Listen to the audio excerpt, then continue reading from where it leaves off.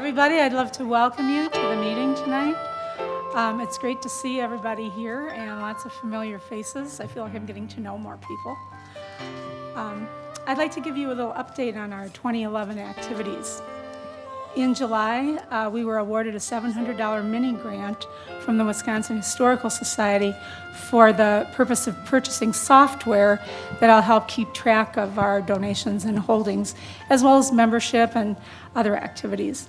We also received a donation from the Corden Family Foundation, which will be used to purchase technology for our organization.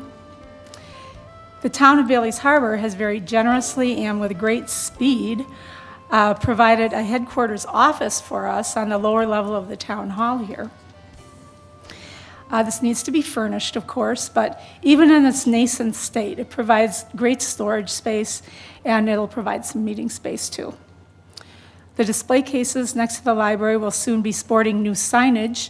One of the signs is on our display table over right above there on the ledge. Identifying the Historical Society as the producer of the display cases. Our fall newsletter will be coming out soon, and we plan to recognize all of the donations we've received from members and supporters, both in terms of time spent and in actual substantive items that we've received.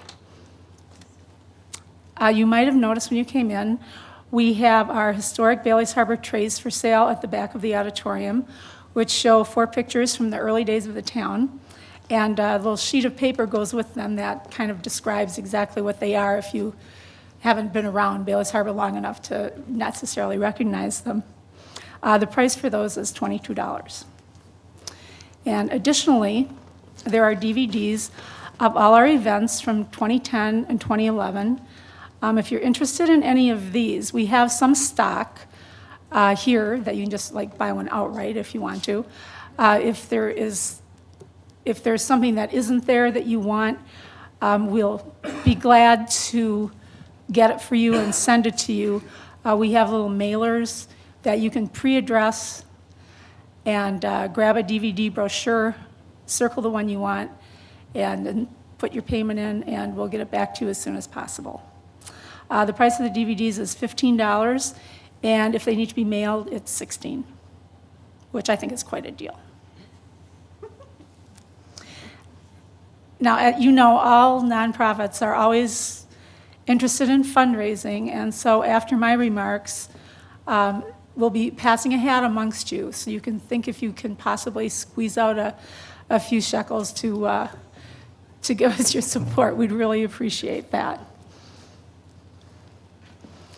Now we have to do a little business, and that is in the September meeting every year, we have to elect the board of directors for the following year.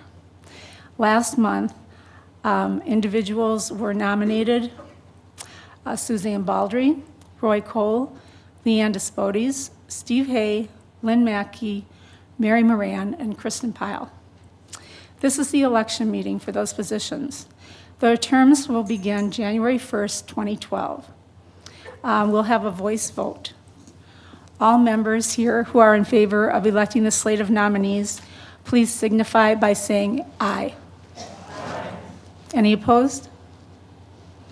Thank you, that's carried, and that will be our board of directors. Should the board stand or at least make themselves known? I think so. This is Kristen, Suzanne, Roy, Mary is back there. Lynn is next to her. I'm Leanne, I'm right here. And did I get everybody? I think I did. I got Susie, she's right there. Yeah. Okay, thanks very much. That was pretty quick. Now, just in case any of you are here thinking that this is going to be a program on oral histories, which was the original plan, but the gentleman who was going to present it injured himself and found that he couldn't be up in the county this summer. We had to change at the beginning of summer, and we've changed over to this program on resorts. Susie and Kristen were super enthused about it, and Kristen has amassed sort of a neat collection of vintage resort memorabilia, which helped a lot, I think, together with our other holdings. And so they're going to be leading the program tonight. We hope that this is going to be very interactive. If any of you were at the postcard meeting last year, that's sort of how we're picturing this to be. So if anybody wishes to speak, and this is real important because we're going to have 2 hand mics that'll be passed around, which means that our usual system that picks up voices, in the audience for the taping, but we can't always hear it. So if you are going to speak, please make sure you get a microphone. And I think Lynn is, we're going to have people. And okay. not Okay. to be forgotten over there. Okay. So if you can raise your hand or whatever, we'll be right there on the mic. And if you could identify yourself, that would be great, because, it's all for the historical record. Oh, and the last thing, must always ask you, at the end of the meeting, if you're able to, would you please hang up your chair and save a little wear and tear on the board here? We would appreciate that very much. Okay, so this is Susie Baldry is going to speak to you for a few minutes, and then on with the show. Well, thank you all for coming once again. It's always fun putting these together, but it's a lot of work. And as a group, we've decided that what we'd like to do is develop a volunteer sheet. Now, this is not going to mean you're going to commit yourself for life or anything, but it's little things like setting up chairs, making goodies. We created a scarecrow out here. Next year, we want to do a 4th of July parade. So we're going to get a sheet developed and turn it over to you and ask if you'd like to volunteer for 1 hour or something of that sort. So that's coming up. Also, I want to share with you, Egg Harbor, their first year, and they have 2 books that they wrote. It's stories from individual families from Egg Harbor. Now, none of them are chronological, or they're no great big long thing. They're little stories of the people, and it didn't have to be somebody that was born 200 years ago or something of that sort, but little vignettes of what life was like. And as it happens, my husband came from Egg Harbor, and as I was going through this book, I found a little story that my brother-in-law had written. We would love anybody who has a story about Bailey's Harbor, who has a family member or grandparents, write it down. As we all know, those people who were back there in those days are no longer here, and we are now that generation. It doesn't have to be a book. It can be as simple as a funny story. And I just wanted to share this with you. My husband came from a family of 13. My parents and their siblings lived through the Great Depression, didn't have electricity, running water, or a phone. We had an outdoor toilet, which brings to mind a bad experience that I had with that toilet. Usually, older siblings would always tease the younger members about one thing or another, and often it was about the rats out in the toilet. They would always say, "Watch out for the rats. The rats will get you." Well, I was about 5 years old, and it was winter. Went out to the toilet, and on the way in, I realized there was something in my pants legs, and I grabbed hold of it. I thought, oh my God, it's a rat. And I ran into the house screaming, "There's a rat in my pants, there's a rat in my pants." My brothers and my mother and my brothers tried to calm me down to find out what was the matter. And I managed to get out, "There's a rat in my pants." My brothers grabbed it, held on to it, and said, we've got it. He can't bite you." My mother ran, got a pair of scissors, cut off my pants leg. Well, it turned out to be one of my mittens.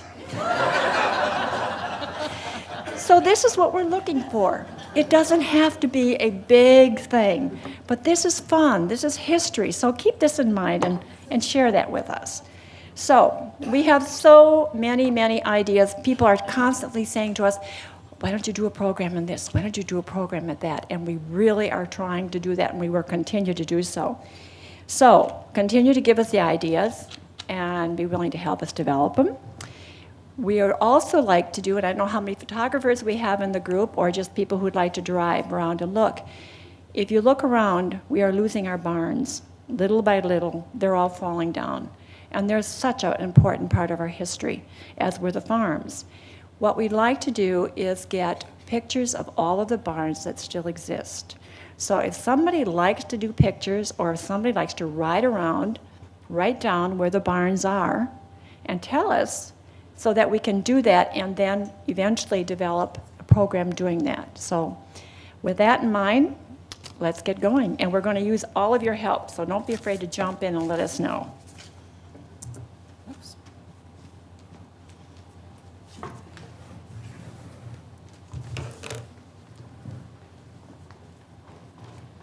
So basically, we started out by using our postcard collection, and from there, we kind of started looking for old brochures. And I don't know if any of you had a chance to look at the table back there, but I found a number of old Key to the Door magazines that I found old ads in. The vertical file at the library here had this wonderful old guide.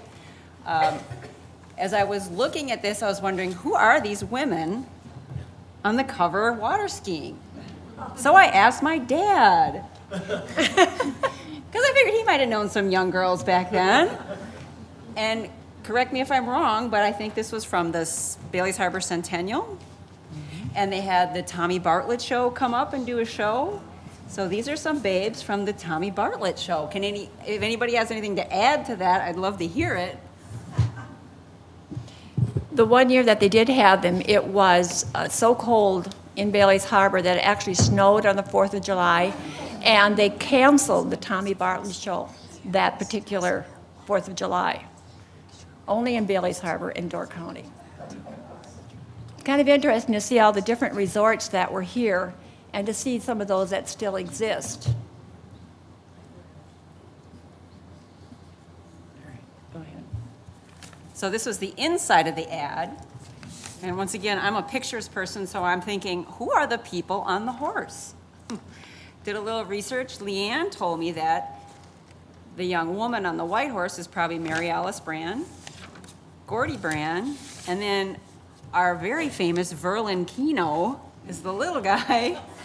So I hot-tailed it right across the street over to Verlin's to see if that was him, and yes, he did admit to being the little guy on the horse. You can see the old theater in the background. And the guy at the top with the white, the fish boil on the right-hand side is a Hunold. I think it's George Hunold. Yep. Is that, anybody agree? Yeah, that's George, yep. Okay. So we thought we'd try to start with some of the older hotels. And this is the Scenic Grove. It was owned by the Anklem family. And it was located where the Emmanuel Lutheran Church is now. And you can see the steeple from Emmanuel that existed, that was the first church. This is the inside with, that would be Elsie Anklem, 1914 to 1958. Look at those great chairs. These are some of her cottages that were up on the top, which still exist. Which one burned down, Christy? I think. The lower right, isn't it? The lower Arborvitae. right is the one that burned down. That one? Yep, that one. Okay. And I thought it'd be interesting to have some now pictures, so maybe there's an owner here. Yeah, is there an owner of that house here? They haven't. Who is, what is the name? I don't know. So here's the butternut. Here it is today.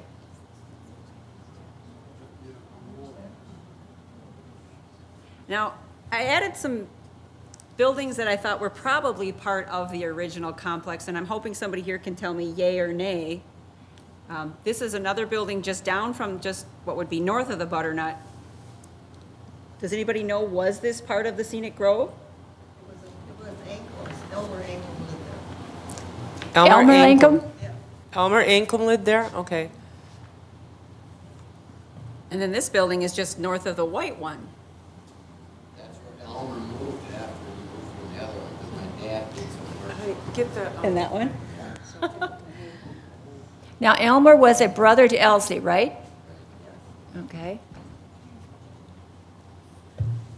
So now here we are down in Frogtown, and this is the Lakeside Lodge, which obviously is gone now.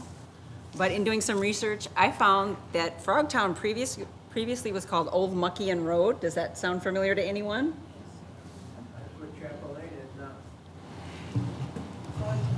This is Frogtown leads you to Chapel Lane. Well, I'll show you another picture. And this would be looking south, and I believe you can see where Chapel Lane then starts. Go up there. Here? Yeah. You go up around the corner, and then those Oh, I cottages. see, and then that goes up, and then that way would be Chapel Lane. Yeah. Okay. Well, where did that place sit, Christy? Where was that? Whose house is there now? Where that lodge was? Does anybody know?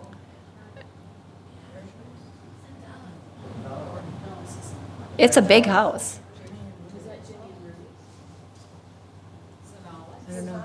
I believe so. Is that The Sonalex? big brand-new house? That sits right in front of the old... No. Dr. Philbuck's. It used to be Dr. Philbuck's house. okay. No, Dr. Philbuck was back farther. Christie, is this where the art colony stayed? No. Oh, maybe. No. No?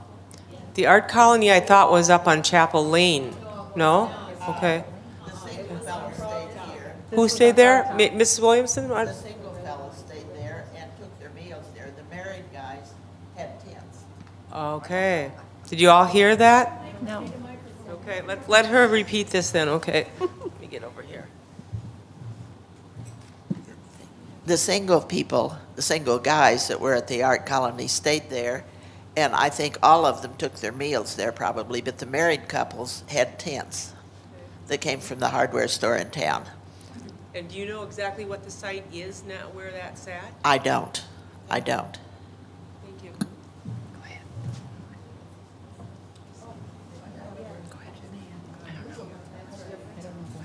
This is what was called the Globe Hotel, and it sits right downtown. I'll just scoot ahead to, here it is today. Not much has changed in that building. And the man. We just thought the fence was kind of an interesting detail. Why only around part of it? Can you read the sign up there, Christy? It says the Globe Hotel. Okay.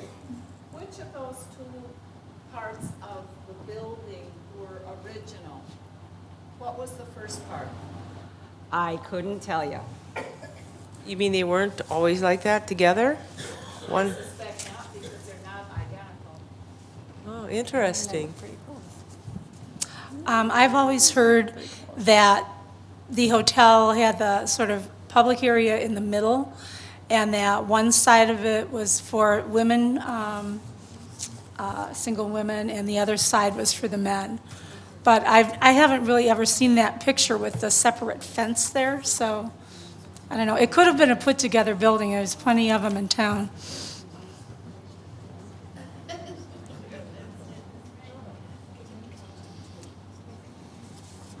So this is another brochure that Leanne gave us. That was part of the Lenore John collection. And what we thought was so interesting about this is that it was put together by the Women's Community Development Club. Yeah, you gotta get a little bit too close to the Okay. microphone. So I don't know if anybody knows who these beautiful bathing beauties are. Anybody's mother or father? Notice the 2-cent stamp? Imagine where that would get you nowadays. These were the automobile routes from Chicago and Green Bay, and it looks like it's right along the, maybe, it looks like Frogtown, but now I don't think it is. I think it is Rocktown.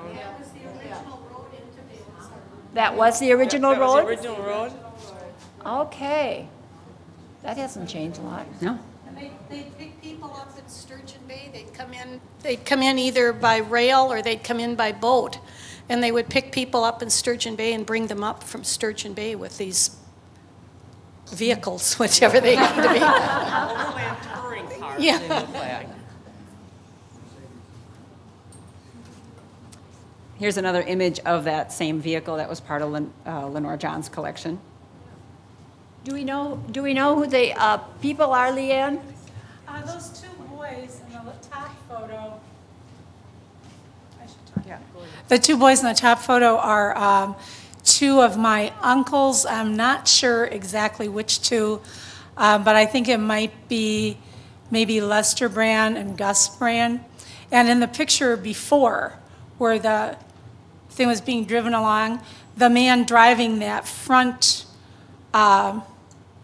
vehicle, that front car, that was Harry Brand. He was also an uncle of mine, and he was sheriff for a while, and his daughter and her family live in the Brand house downtown here. I don't know if anybody noticed, but about 2 weeks ago in town, there was quite a collection of these parked in front of the Yum Yum tree. It's kind of interesting.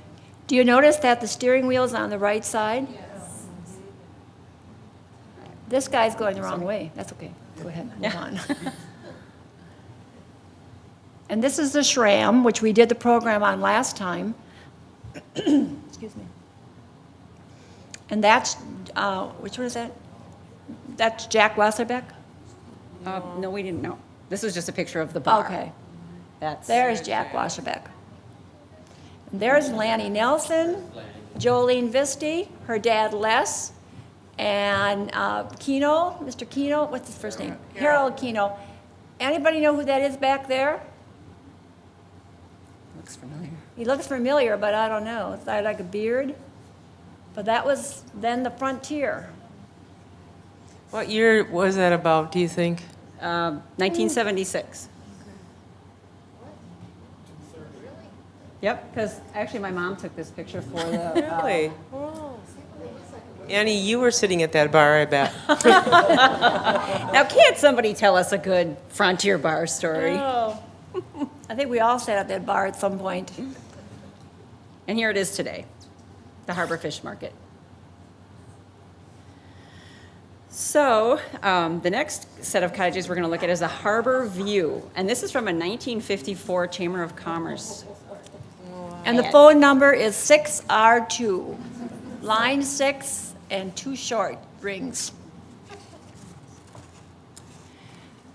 To the best of our research, Yes. we've been able to figure out that these cottages were just south of Schmitz Gazebos.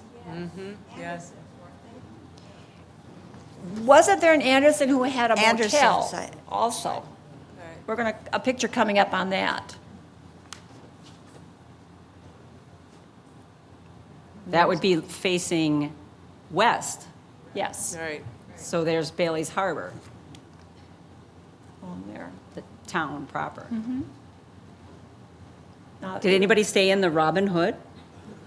The Birches? Those were all the site of the Bailey's Harbor Yacht Club now, right? Yes. Yes. North. Now, this building is kind of interesting. Here's pictures of it. By the looks of the car, what would you say, the 30s? The 20s? 40s? 30s, I would say 30s. This building had many lives. Here's a close-up of it. Here's when I lived in it in 1991. And when I lived in it, I found paperwork up there from the Coast Guard. And at this point, the building was facing east.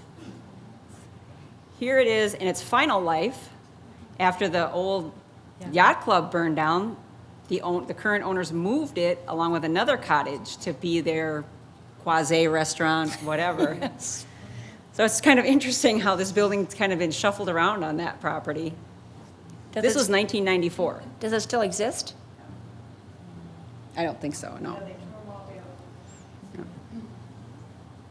Now, we thought this might be part of that old complex. Does anybody know? No, it wasn't. Vic Martell had Vic this house. Martell owned that, yeah. Yeah.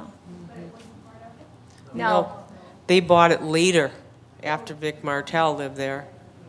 At one time, it was part of the Bailey's Harbor Yacht Club Right. complex, and it was called Deer Run Lodge or something. yeah, that's what he called when he built Okay. it.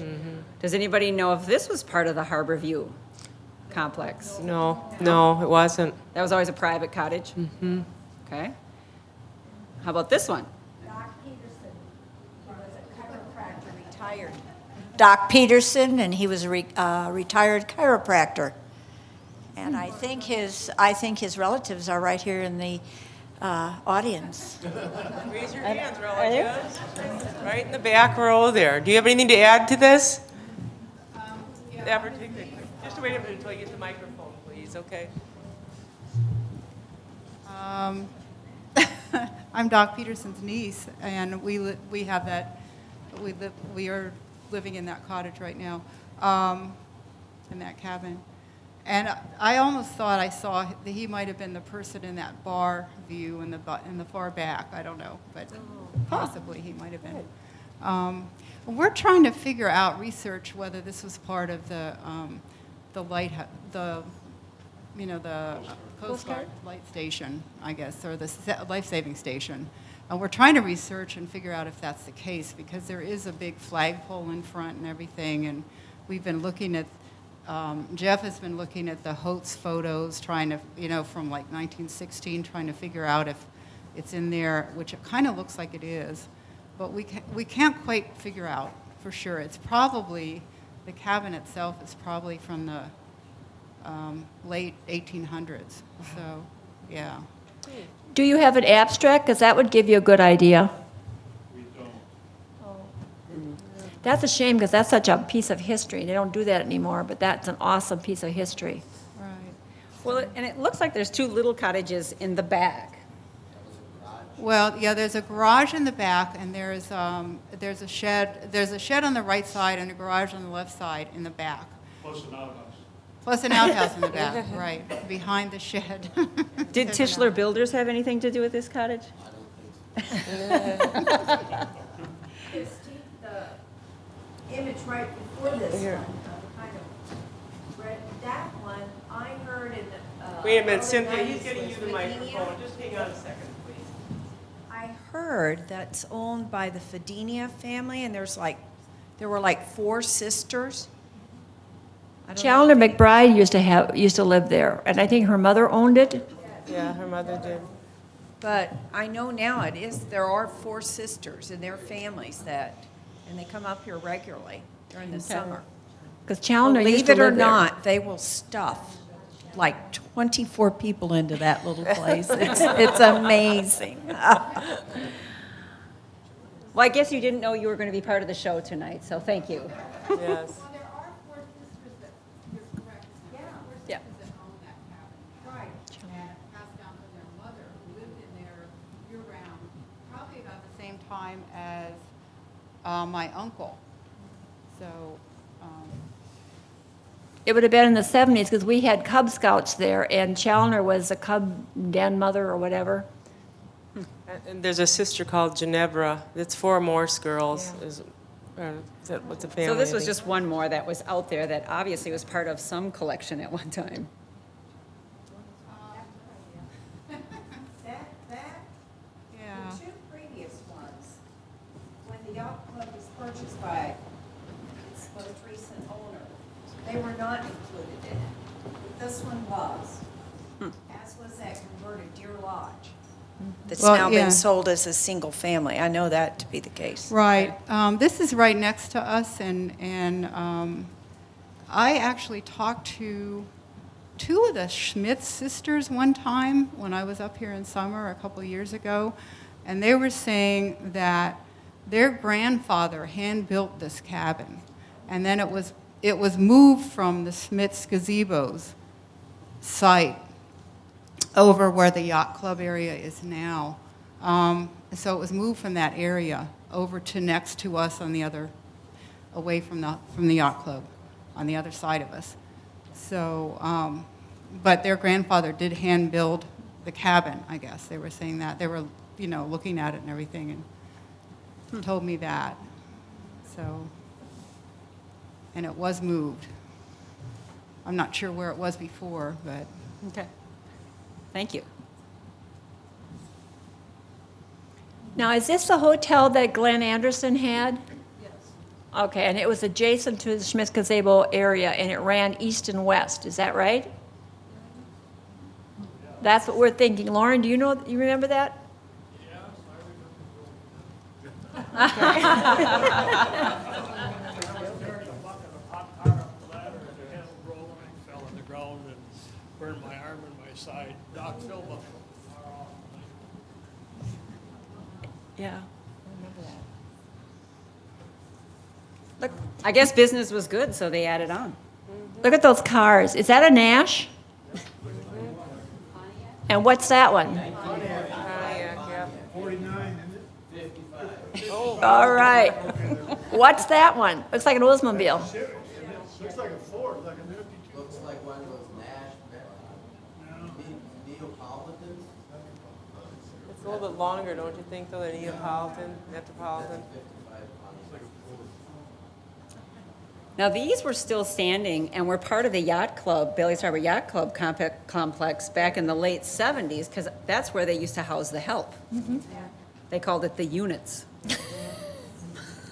You want to tell us about working at the yacht club? And there's Smith's Gazebos. That was the yacht club of Northern Door County. That if you went to Smith's, you were going out to eat, big time. And look at where it says American and European plan. Christy, you checked on that, didn't you? Well, they were, and maybe Karen Tooze is here tonight. She brought all kinds of images from Schmitz Gazebos. She's a family member. Maybe she would like to speak to that. Where are you, Karen? Okay. Yeah. Really have anything to tell. You know, tell us why you brought who you are, okay? I'm the great George and Jack Schmidt. Jack was the brother of George.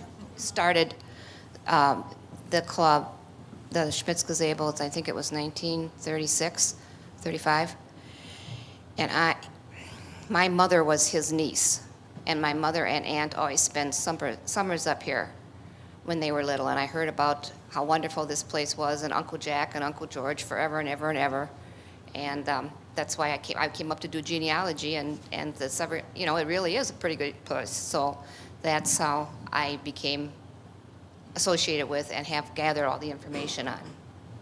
She brought us a lot of nice information on Smith's Gazebos, and it's right here on the back table. Thank you, Karen. As we go through this, you're going to see a lot of stonework. We were always kind of curious to know if anybody has an idea what would have been the mason. Would it have been Mr. Jorns, or was there another mason? And as we go through, just kind of keep an eye and note what we're talking about. Over there is, of course, the view of Bailey's Harbor.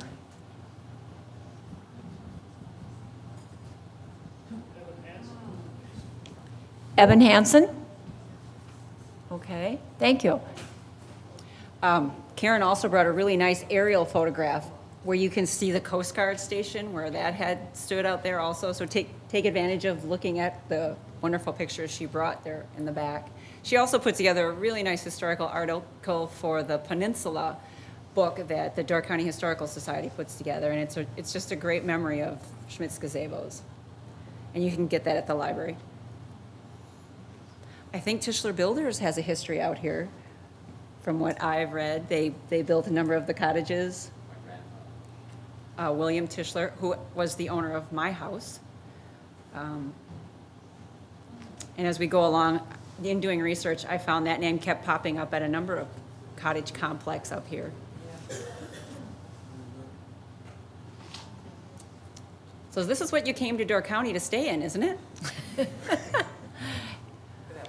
I would be curious to know what kind of a light that was. Looks like it's a real nice antique. And the wicker? But it's got electric. Yeah. Yes, up there too. There was entertainment there. There was weekend entertainment, and Mr. Peterson, who lived south of on Ridges Road, played the piano on the weekends in the late 60s, before Burt Wild got involved.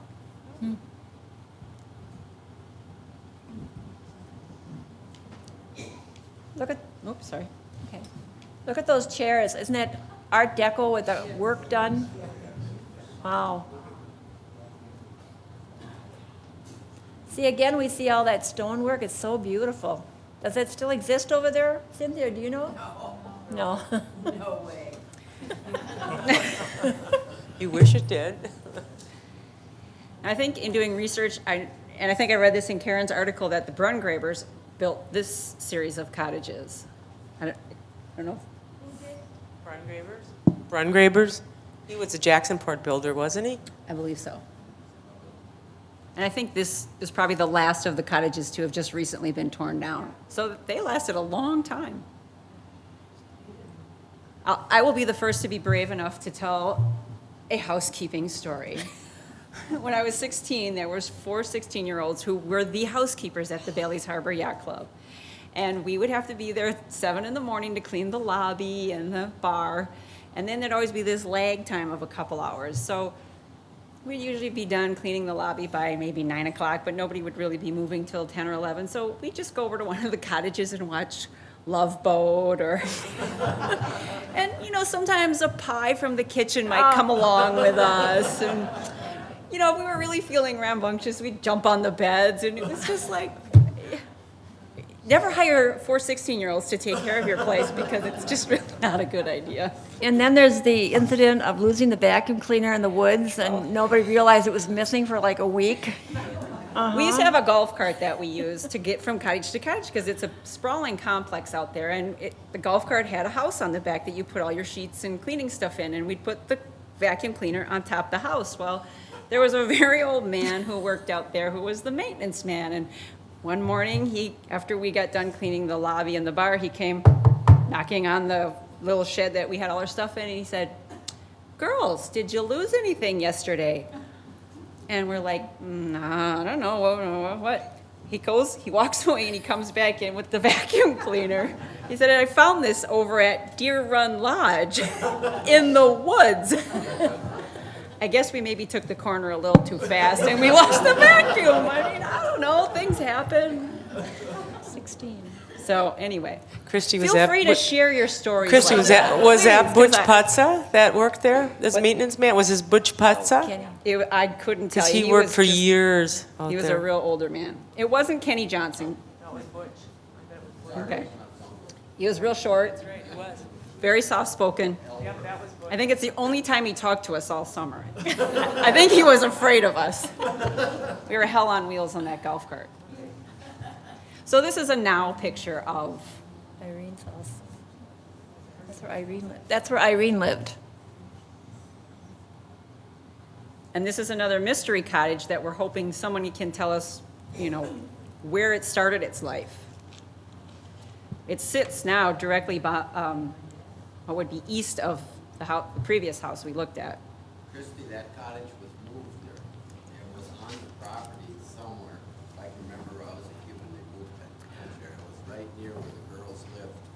He moved the cottage? Could it have been part of that Harbor View complex, do you think? Could be. Yeah. I remember cleaning it and jumping on the beds. So on to the Bailey's Harbor Yacht Club, formerly Schmidt's Gazebos. And we just thought this was a real interesting aerial view because you can see vestiges of the Winnegar fishing complex. You have the, Right up in here. and it's prior to all of the first version of the Bailey's Harbor Yacht Club condos, which sit, can you show them? Where? Oh, here, where they are now? Yeah, there's the first building, right there. Here? No. I have a question. Okay, here. Just a minute. Wait till I get the microphone over there. Go ahead. First of all, I want to know what year this was. And secondly, you know what? It's got to be around 1976 or so. 78, somewhere in there. Well, the yacht club, the first condo out there was built around that time. Because I have the original plans for it. Is that the Christiana there? No, that's No. still part of the Schmidt's Gazebos. No, that's what is now called the Bailey's Harbor condominiums. Okay. It was the 2 buildings out there that were the Bailey's Harbor Yacht Club, part of it. Those condos, yeah. Those condos came after the yacht club was built. Right, but I mean, you can see it out there.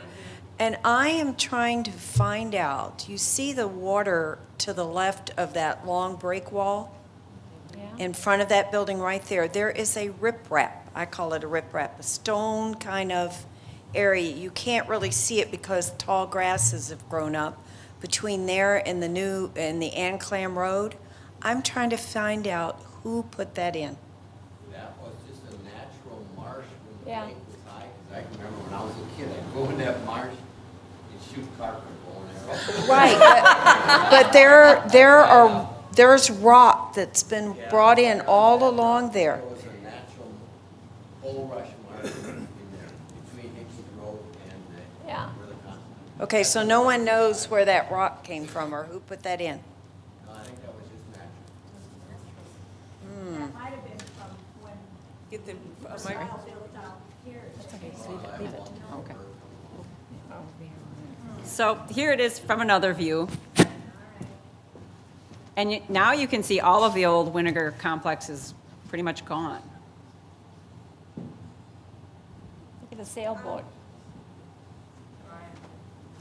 An interesting fact on the area where the old Bailey's Harbor Yacht Club condos that are still there, before they were built, there was a helicopter pad there, or a space for one, and Ray Kroc would come up from Chicago in his helicopter and come down and then go to his boat.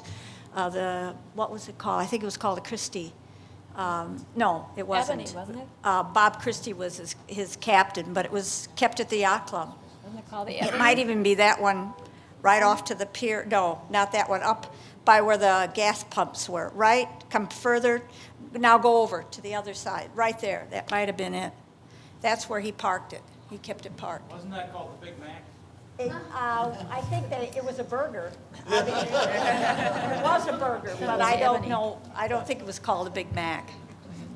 And he had a helipad there? He had I don't know if they constructed it per se, but he landed there, and they went over with a golf cart and got him. Yeah, because Ray Crockett, the last one that we had, he was a frequent visitor when the harbor fish market was before, when Keno's owned, or when Lanny owned it. They used to come there a lot and visit.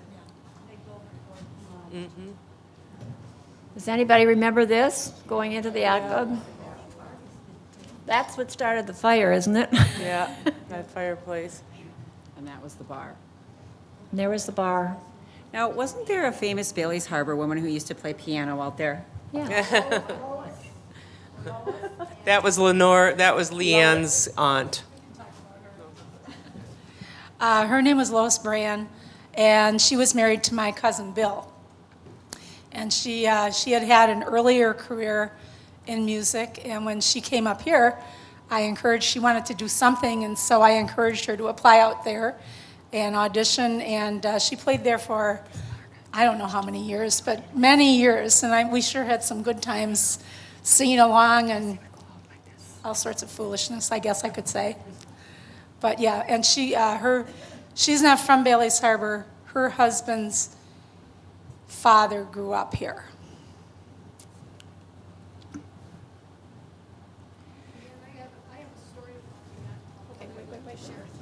Okay. Hi, I'm Chris Shore. We sailed the Great Lakes for many, many years and lived in Michigan. And our first trip across the lake, we came with our sailboat and our 3 girls and the dog. And I swear that my mother and my aunts prayed us across because we didn't have any trouble. But our last stop before going home was always at the yacht club.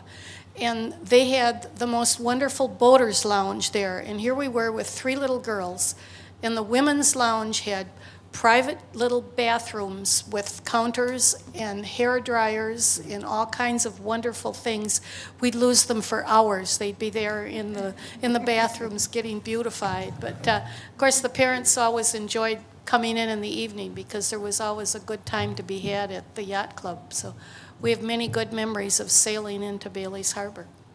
And one time, too, I have to tell you, we came over with another couple, and at that time, I don't know if you know, my aunts were the McCardle ladies, and they always came down to meet us on the dock, and we came around the end of the pier one time, and here on the dock were Jeanette and Katie, the 2 Father Tremblays, and the 2 nuns who were Tremblays, and they blessed us as we came in. They said, "We'll go any place you want with us, because you have quite a reception committee when you get here." I want to talk about being able to go up the tower.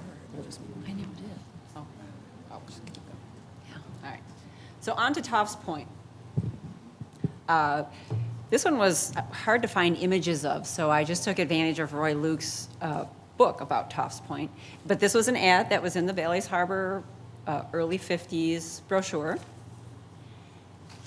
Here's a picture of one of the cottages that I believe still stands out there. The Friends of Toffs Point maintains these cottages. And this is an image of their harbor. I believe the little boy is Thorvald Toft, who had a law business in Sturgeon Bay for many years, and I think it said that the woman was a guest at the lodge at the time. I interviewed his wife, his widow, several times this summer. Her name is Ruby. She, of course, was, help me, Leanne. Yes, yes. Her parents had the grocery store. And she has lots of stories to tell about Bailey's Harbor. She would be one that could certainly contribute to a book. She's 95 or 6 and just sharp as a tack. Lovely lady. Her daughter now has a law practice in Sturgeon Bay. Her son also was an attorney but died in his 20s of a heart ailment. So this is a postcard that's part of the collection, and we're wondering, where was Rest Haven? Does anybody know? Rest Haven at Bailey's Harbor. Yeah. So now we're going to Kangaroo Lake, and this is the Birchwood Cottages. Again, this is an ad from a 1954 Door County Chamber of Commerce book. There's Mr. and Mrs. Valentine. They are the people who created Birchwood. Is that statue from here or from someplace else? This picture was given to us by Trudy Erickson, and I don't believe that's a local picture. Got misplaced if it was. No. Look at the cars. Aren't they amazing?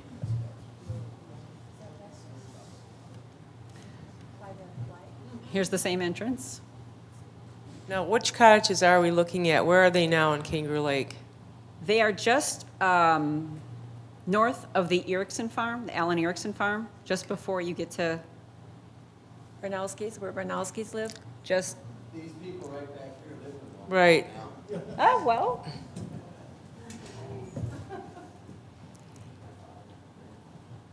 Would they like to speak? This is the west side of Kangaroo Lake, and this is on the east side, this area. Right. That looks like the original road going down to where Esau's have their cottage. We have a piece of property that was bought in '75 off to the left of this road. There's 4 cottages on the property. I believe the people that bought it in '75 was a family called the Barbers. Now that bed was taken recently. We just cut down some large pine trees there. Yeah, you can see them laying on the ground there. We just cleared that out, and we're going to replant that in the spring. So that was taken this year. Yep, that would be a now picture. Yeah. And that, I'm guessing, is an old shuffleboard. There's a shuffleboard cart right between the 2 benches that are there. It hasn't been used in years, but it's still in good shape, and it's been there for as long as I know, and we've been coming up since the '70s. I'm not sure which bed this one is. That's probably over near Charlie and June's place. Oh, that's that's over where the Esau is, yeah, on the other side. We'd be off to the left on this one, I think. There were 10 cottages. This is the road going down. Can you use the microphone, please, so we can hear you? This is the road going down. We put in a new entrance to it some years ago, and the Hoffmans, who are alongside of us, also live down here. Bob Olson was one of the 4 fellows who bought cottages here, and when he died about 3 years ago, the cottage just behind this bed and to the right was the cottage that he was in. Up from them is the Hoffman's cottages, which they're right here. We're the 3rd cottage up, and then the 4th cottage is owned by the Botzos.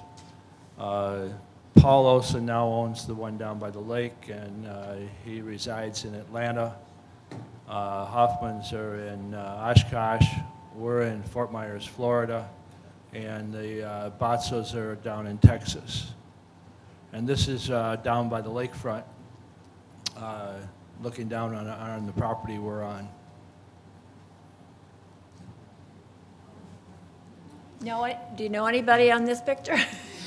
Was this resort originated with the Valentine family? Yes. Yes. What was his first name? Lyndon Valentine. My grandfather built those original Valentine cottages. And my dad had just started working with his father, and he passed away at a young age. My dad was like 17 years old. He had just started working with his father, and they were working on one of those Valentine cottages when his dad, my grandfather, passed away. And Mr. Valentine convinced my dad to finish the cottage on his own, and my dad said he didn't know very much. He was just starting out, but he did finish the cottage, and that's how he got to start pounding nails. Look at the swimming suits here.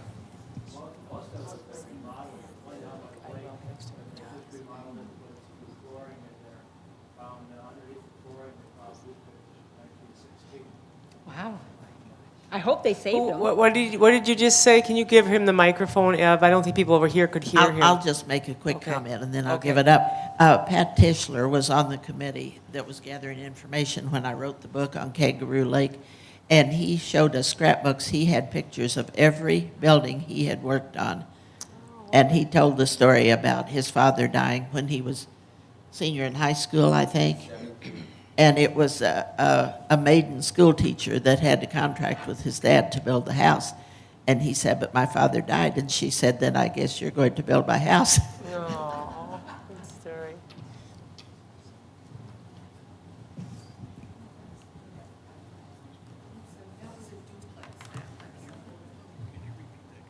So these are just more advertising pictures to try to attract people to.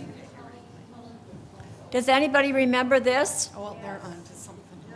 Did you ever go for a ride and have a chicken dinner? The Kangaroo Queen is a specially constructed pontoon boat built to specifications of its owners, Ralph and Vesta Stromberg. It can carry 46 passengers seated in comfortable deck chairs. Did you? They look kind of shaky to me. But enjoying the beautiful scenery with stereo music in the background. And those who wish can arrange for a picnic lunch of fried chicken. The cruise takes about 1 hour and is sure to be one of the highlights of your stay in Door County. We have neighbors who said all people on our side of the lake would go down and watch when the boat came by. And she said, we just love to watch them dancing on the boat. And Vesta said, they never danced on our boat. Vesta just passed away within the last month or two. About A 3 very weeks sweet- ago. Sweet lady, beautiful lady. So this is the location on the west side of Kangaroo Lake where the boat used to take off from, and I believe that's the little ticket-taking booth right over here. There? Green building Ralph Yeah. put up for a bathroom. Yeah. So moving on to Maxwell and Braes. Yep. I think everybody's pretty familiar with this property, but we were able to find some really nice old postcards to give you an idea of how glamorous Bailey's Harbor was back then. It's pretty amazing when you think of what an important building it was over the period of years, and sadly now it's not being utilized. Do you know what year that was built? Right here, she'll tell you. It was, the first part of it was opened in 1928, and then the lodge was opened to the public in 1929. And the building that's now the clubhouse, or where the, down at the road, that, excuse me, that was built for guests that came up, and it was lodging for their chauffeurs, and it was also where they kept their cars, and they could have them serviced while they were there.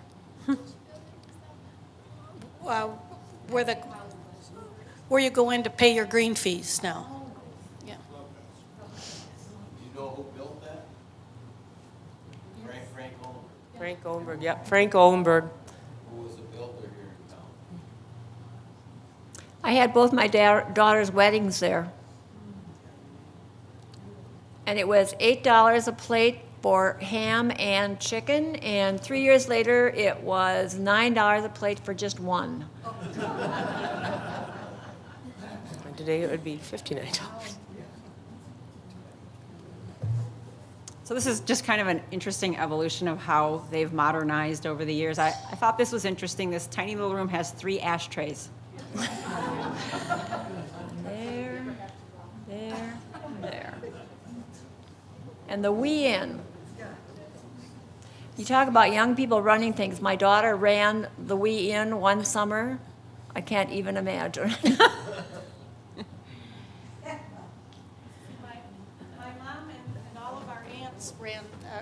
My mom and our aunts ran the Wee-In for a lot of years. They were the first people that were the waitresses there. But I don't know if everybody remembers, they had no cooking facilities there. People would order a sandwich and it would be made up at the lodge and then it would be brought down. But I can remember, and I think my cousins back here can too, they had the best cherry pie. They did have cooking facilities in later years, because I remember caddying out there, I was Yeah. about 12. And when we'd make the turn there and go across the road, we'd always run inside Gladys Heel. Was running the grill, and we'd grab a hamburger. So on to East Shorewood. This was a brochure that Trudy Erickson let us borrow, and it was this beautiful 4-page piece. But I thought what was the most interesting is you could stay at East Shorewood for $17.50 for a week. Rowboat, electricity, I wonder what year and that rent was. free. I don't know. It didn't have a date on it. Okay. So here's East 140s. Shorewood, which is farther south on the southeast side of Kangaroo Lake. It's the last complex before you get into the swampy area as you're headed south. Just before the dam. Yes. And it still is called East Shorewood, but I believe all these cottages are now individually owned also. Anybody here from East Shorewood Cottages tonight? Okay. Oh, there she is. They are all individually owned now, and I manage for them. Owners block out when they're coming, and we rent them out the rest of the time. Very much still, the grounds is like the same as it was way back then, and they still have the sand Still beach. $47.50 a week? Nope. And they were built by Tischler. We're working on Jumbo to have him put together a show for us. Yes. On the Tischler That'd Builders. be nice. That'd be very nice. So this was their launch area. And that, well, many, many years ago, it happened to be a perfect winter because we had got very cold very quickly, and there was no snow, and the Kangaroo Lake was like glass. And on a Sunday afternoon, it just fell together. The whole community went out there. Everybody was skating. We had a huge bonfire and brought food. It was just an unbelievable day, and shortly thereafter, it snowed, and we never got back out there, but it was just perfect. So here's East Shorewood today. Not much different. Nelson's Shopping Center. Wait till you see our 4th of July show. We've got some great Nelson Shopping Center floats for you. We're also looking for any pictures, any memorabilia, because it's going to be one wampum show next year. So here's Nelson's in 1987. No, it doesn't. This is a backside painting that Gary shared with us last summer when we did our history on him. And I lived at this complex too. I sleep around, that's right. And here it is today. I don't know if anybody remembers from our show, but this is the little house that's still there. The 2 little dormers that stick out were part of the very original little house that was there, and they've just added on over the years. And they still rent rooms today. This is from a 1967 Key to the Door ad, and I thought it was just really cute the way they had the Kangaroo Lake map. So we'll start with Jules Pinecrest Cottages. And this is another one we're trying to figure out, was that part of Eggers Point? According to their map, when you go back. Sure, that was Eggers Point. Okay. Looking from the south to the north, the causeway would be up near the top of the, and that's pretty much the way it is today. Is that where Michelson's cottages were? On the other side of the causeway. Oh, okay. The point was on this, Eggers Point was on the south side. So this is along here is where the causeway would be? Yes. All right, Yep. okay. Fisher's Happy Landing, which is on the east side of the causeway. There you go. Unfortunately, we weren't able to find any old pictures, but that's what it looks like today. It's on the left-hand side of the road if you're going west, just before, right on the water. Interestingly, I work at the, in the visitor center, and there was a woman came by and was looking to see if that could be rented, because her and her husband and her 4 kids came up to Happy Landing for many, many, many, many, many years, and then they went back to Chicago, and they hadn't been to Door County until this summer. And this was over 30 years. And she was looking to have a reunion with all of the kids. And she said there would be about 50 to 60 people if she could get some place that would take all of them. I told her, unfortunately, Happy Landing is not happy anymore. So I don't know where they ended up. But I thought that was interesting that they were, after all those years, they're coming back. Kangaroo Lake Lodge. That's where I recommend it, but A place like that with that many people at the resorts. This is part of the McCardle complex. And we were fortunate this spring, the McCardles did a show for us. So some of these images you may have already seen, but we thought we would show them again. This lodge burned down, if I'm correct. No, it was torn. Torn down? Okay. the house on the left is Is this the shorefront? That was one of the original cottages at the resort when my grandparents bought it. When our grandparents bought it, the lodge was in existence, this cottage, and there is a workshop down the way. Behind this, there had been another cottage that I believe burned down shortly before they purchased it, and they bought it from the bank. And then they added to this after that. I don't know if you have any of those later pictures, but yes, this cottage and one other cottage were cut in half. Their house downtown was cut in half and moved out to the resort when they built the house in town.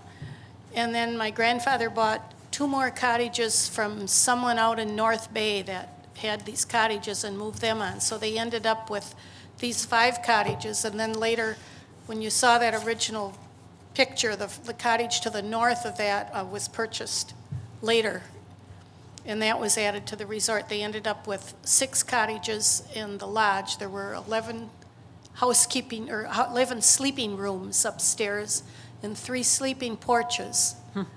And each of the sleeping rooms had a sink in them, but the bathrooms were on that second floor on the piece extending out to the south there, or to the right.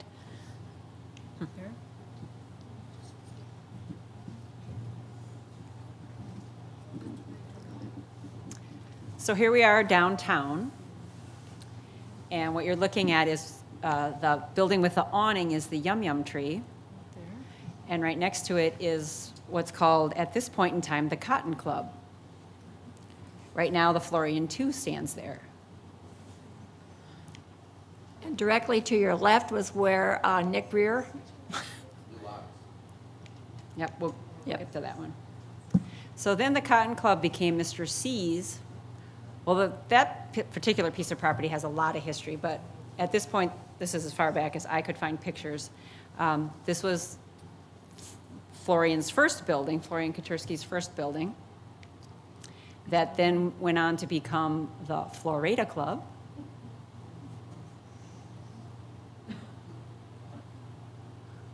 I bet you didn't know that you could grow palm trees in Bailey's Harbor. Where there's a will, there's a way. And I bet there's a few people here who could tell some Florida stories. I know I wasn't allowed to interrupt my parents in the morning after they'd spent the night at the Florida Club. I was told to go watch some more cartoons. They were going to be sleeping for a while.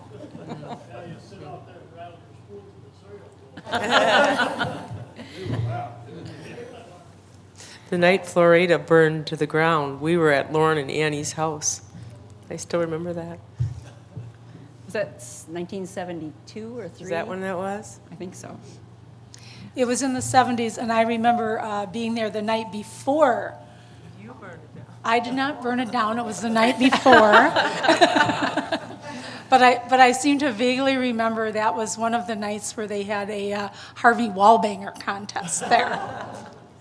And I've heard that the prize was a T-shirt.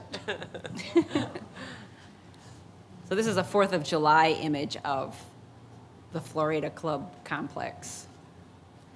I talked to Floyd and invited him tonight, but he's not been feeling good. And he's another one of our residents that we really need to interview and to tape because his health is not good. Notice the skunks? The interior kind of changed. The birch trees. Well, and if you look, can you point to the back? You used to be able to pick your own steak and then Florian would cook it right in front of you, which was kind of a unique thing. Here's an article that was written about him that was in, I believe, a 1960s Door County Guide. And for anybody who went there, Ada would get out her piano accordion and she would play. It was always a musical night when you were there. Remember their motto used to be, "We're little stinkers." Do you remember that on all their advertising? Oh, sure, that's right. So this was the hotel that they built, which right now is in the process, I think, of being probably torn down, and eventually there'll be a new complex there. This was the pool that they just took down this spring, and I remember as a child taking swimming lessons there, and there's proof that the Lions Club, I remember, sponsored it for the local kids. And, you know, who would think you could go swimming in winter? Yeah, yeah. In that little building, but we did. I don't think so. This was from a 1968, so I was still a little young, but. So back to Kangaroo Lake. This is going to be Kruger's, which would have been on what is now the Coyote Roadhouse. Did you know where that restaurant originated? I heard that it, State Park, Yes. right up off of it, it was a tavern, they moved to Kangaroo Lake. That's right. From where?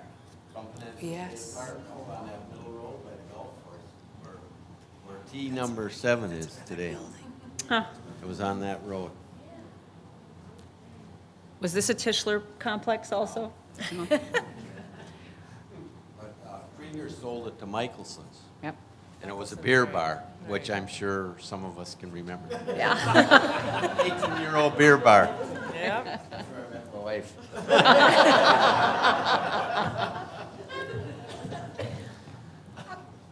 So just as he said, it then became Michelson's Resort. How many seats were in that little bar, Jumbo? Do you remember? It all depends what time of the night it was. There were 8. I remember that you could go into their house because as a kid, the kids would just go sit. What was her name? Jody. Blood. Oh, Blood. Kids, and if you wanted to use the women's bathroom, you had to go into their house. In the living room. Yeah. Yeah. But we'd go sit and watch TV in her living room while people sat in the bar. Oh, yeah. So there it is today. And here's the cottages today. Those have all been sold. Those have all been sold. Are they individual condos now too? On Yes. Coyote? That's what I thought. And there's a Harbor Sands, or not, well, it is Harbor Sands now, but it was the Sands Motel with Carol and Carl Jonas. It's pretty hard. Trying to read it off of here and read it off of there. Telling Carol he was going to take a ride to Bailey's Harbor and go swimming in the clear blue waters and cool off in the breeze from the lake. Also to see how the cherry harvest was coming along and visit a friend. Carl said that was the Sands beginning. Driving to the north end of the town, his favorite swimming beaches As a boy. as a boy. Boy, am I having trouble reading it. Can you He read more or it? less said, it just more or less says that Carol Yeah. Jonas went with him, and that's when they decided to buy the property where right across from the Sandpiper. That was the Sands Motel. Many of you remember that. We've never figured out what that dinosaur was, though, have we? Yeah. No. So now this is all gone, and there's a condo complex located there. And the Anybody house- here from the condo complex? Anybody here from the condos there? No? Can you point to the house? The house was moved across the street over there. I think that'd be an interesting to show to try to figure Yeah. out where's the house. My dad built the house, but the motel was built by Benny Olson. Oh, And then that's the right. two, you can see the motel, there's a space in between. In later years, Carly had my dad put an addition between the two motels. Huh. And then my dad also built that house, which is moved across the street, which Dennis now owns. Look at how beautiful that sand beach is. There's no stuff growing on it. Can't even see it now. Yeah. Nice car. Oh, yeah. 57 So there's the Sandpiper. Doesn't really look that much different. No. And that probably will be no more after this year. Christie, getting back to that office at the Sands Motel. One 4th of July, Joe Parent had built a ungodly big goose or whatever you wanted to call it. Pardon? Tell the story. Yes. Anyways, that night they took it off as lowboy transport and they set it on top of the roof of the That's what it Sandpiper office. Surprised Carly Jonas. Well, we have a postcard of it, Yeah. and it was in our show last year, and we asked if anybody knows what's the story with the goofy goose on top of the thing. Now we know. Now you know. Well, we didn't know because it was such a weird looking thing. Okay. Now we know the rest of the story. Yes. So, yes, we didn't know that. Okay. So can you? Bentley's was where the bookstore is now, and that's the best picture we could find. Look at that. Yes. And then it was a Pile Inn. My Uncle Wally and his wife owned it. Nordell's owned it. Kenny Miller owned it. Ben Schrammel owned it. Joseph Schleiss owned Joe it Schleiss before, owned it. right after Bentley. Yep, right after Bentley. And I worked there that once, and they used to open at 6 in the morning. Lynn, remember your mom worked there? Yes. And they started serving breakfast at 6 in the morning, and as young girls, 18, 19 years old, we would go out, of course, and have to be to work at 6, and we knew that if we got in by 3, we'd get 3 hours, 2.5 hours sleep, we could go to work by 6. And the first one on it, there was always one girl on at 6, and it was usually me, so I would get it going, get everything done, and then Jane Reimer at the time would come in at 7. Jane Pluff. Jane Pluff now, she was Jane Reimer. And so then I would sit on the floor and sleep till 8, so she would watch it. It was quite an interesting place to work. Yes, we were at the Parkway the night before. So there it is today. Best custard you'd ever had. When Joe owned it, he didn't think the custard was rich enough, so he would buy whole cream and add to it to make sure that it was rich enough. It was almost yellow. It was so, oh man, it was good. No cholesterol, nobody cared. So here we are, downtown Bailey's Harbor, looking north. Building number 3 is the Cape Cod, which I think Leanne maybe can speak to. Well, I can't really speak to it. I think that's probably one of my pictures.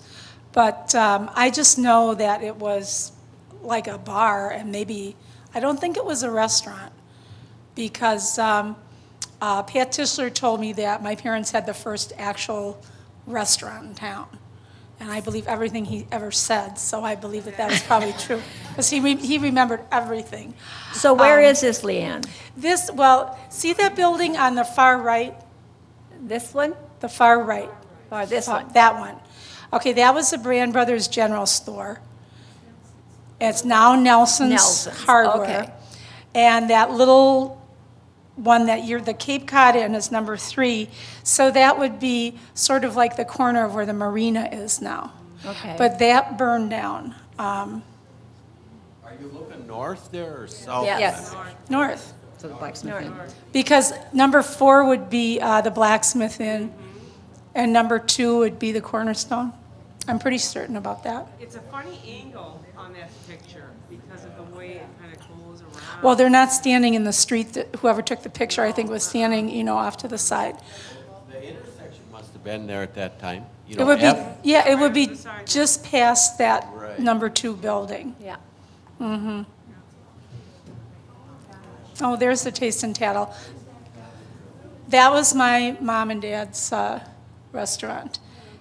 And somebody suggested it to them. I wish, we could take credit for thinking it up. They built that first, and then later added on a service station, beer and liquor store, anything they could think of, to turn some money in the summer, because back then the season was very, very short. By Labor Day, there was no one around. Can you remember the restaurant? Oh, very well, yeah. That's funny. Well, I used to spend a lot of time down there. By how many months? Okay. No, I don't know. You don't go that one. Somebody had I don't mentioned- have any pictures of the ice houses that were back there. Okay.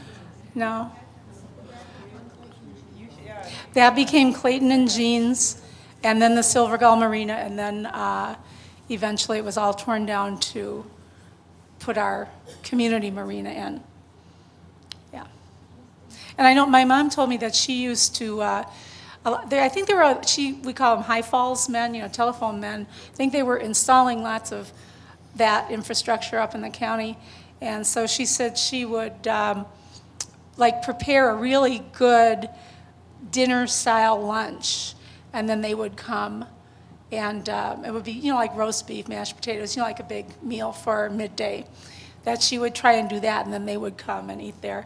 And she had all kinds of stories about, they would stay open really, really late, because people then, when bars would close, people would come to eat.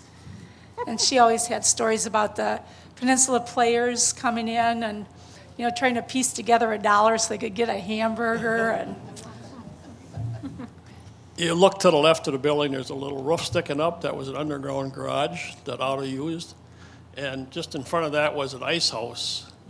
And my dad used to haul ice from Ellison Bay with a dump truck. And Otto Johns had a 39 Lincoln Zephyr. He'd park out on the road. He bolted an extra rim on the right wheel of his car and a rope running around it. And he'd pull the ice blocks up to shoot into that ice house. And then in the summertime, we'd go down there and scrape the sawdust off the ice, get chip off ice. And he had quite a system going with that old Zephyr car. I didn't know that. That was good to hear. That ice house was, in my growing up, it was there. Must have been pretty young, probably maybe even, I was under 10 certainly. But my friends and I it was like an attractive nuisance. And all we wanted to do was go play in that ice house because it was so spongy, and everything. And we were forbidden, of course, to go in it because the dangers were, huge. If there was an air pocket or something like that, a little kid could just go foomp right down and, suffocate with probably very little time. But we made it, we lived. I remember as a kid, too, my mom used to always say to us, "Now, don't go down by the ice house." No, we won't. And, of course, we'd come back, and she'd say, "Have you been down by the ice house?" No. Except we were all full of sawdust. We were too innocent to wipe the sawdust off. It was a great place, though. Oh. So the Anklin Motel, which is on the south end of town, and that was part of that Elsie Anklum complex. Wouldn't that be nice if the town could buy that and tear it down and have a beautiful water view? Or a historical building? That's- Was this a Tischler? Dad built that, I think it was like 57 or 58 for Elsie. Huh. She was a maid. She never married, and I think it was like 4 units. The building's still standing, I think. Yes. Well, here it is today. Yeah, there it is. Yep.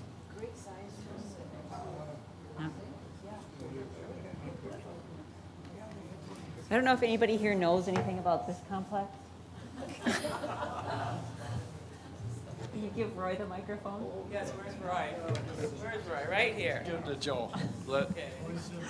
Well, that's, it's now Lock Haven on Chapel Lane, and Roy and I, our last name is Cole, but we're not related to Don and Alice Cole, who had the first buildings brought there in 1929, and they had 2 barns that came from the farm that Margie Orsted grew up on, a Zock farm west of Bailey's Harbor. And they brought 2 of those barns, dismantled them on the farm, hauled them down to Chapel Lane, and put them up as one-room cabins. They had no plumbing, no electricity. There was a 3rd building that the Coles had built on the property that housed a shower and toilet. So that was the beginnings of Lock Haven. That is one of the barns that was brought in 1929. Eventually, a porch was added to it, but it's pretty much in the same shape that it was originally. What was the porch is now a bathroom. The cottage you're looking at now is another structure that was brought to the property sometime after the Second World War. And that's that building now. All the buildings now, of course, have their own bathrooms and electricity and all that kind of thing. The main house, which is a few slides back, okay, has had 9 additions since 1929. Many of them smaller log structures that were brought there, and where you see the stone part that was built between a couple of the log structures. My husband and I added the 2nd floor in 2007. Well, I worked with my father for Giffords, and we did some work. I was just a kid. We did some work in the main house, and then we also remodeled that little guest house that was there. And then Giffords sold it to Popper's. I think you add. I can't remember what we did, but I was just. I think the Giffords added the bathrooms, the ceramic tile bathrooms in the house and in the cabins. Yeah. And they enclosed those porches to make hallways and bathrooms. That was a long time ago. Yes, it I was. just a kid. well, it's 8:30, and we're, in all honesty, about halfway through this show. So I don't know if people want to keep going or if we should just pick this up next year where we left off. I certainly don't want to end something if people are having a good time, but What do you have left, Christy? What are the resorts you have left? We have Gordon Lodge, The Rendezvous, Parent Motel, Motel Louise, Blue Ox, Ridges Motel, Otto Vake's, The Gulls, Myrtle Breckenfeld, Esserman's, Paul's Glass Bar, Hedwig Piles, Sunny Dawn, Gay Den. and then ending pictures, couple of ending pictures. So I move that you have this as the first show of next year.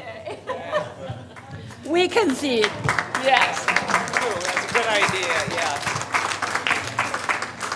I would like to thank everybody for all your input because I think that's what makes these so much more interesting. I mean, to give you names and dates, that's all important, but I think what's really much more important is the lives that occurred in these buildings. Who was the mason? Who was the carpenter? Who was the person who lovingly cared for these and brought all the people that they've brought to Door County? So thank you for all of your input tonight, and thank you for the people who brought memorabilia And I think this would really make a great first book. If anybody wants to help on that endeavor, we would love to have more volunteers. Thank you for all the people who've donated pictures. And thank you for coming. And keep it up. I want to say something too. You know, we have Betty Anderson in the audience today, and I bet you your laundry did a lot of the laundry for many of these places. You bet. So Betty's history, she looks at these pictures, and I bet you can look and say, oh, yes, we did the laundry and the towels for many of these places. So nice to have you here tonight, Betty. I just want to thank everybody for your attention. I especially want to thank Karen Tews and Chris Shorer, who there's a whole, like a scrapbook board over there on McCardle's Lodge at Kangaroo Lake. And we just appreciate it so very much. If any of you didn't get our newsletter, if you don't yet belong, we have the spring newsletter just available for you to take it and enjoy it, and maybe it'll inspire you to join if you haven't already, ma'am.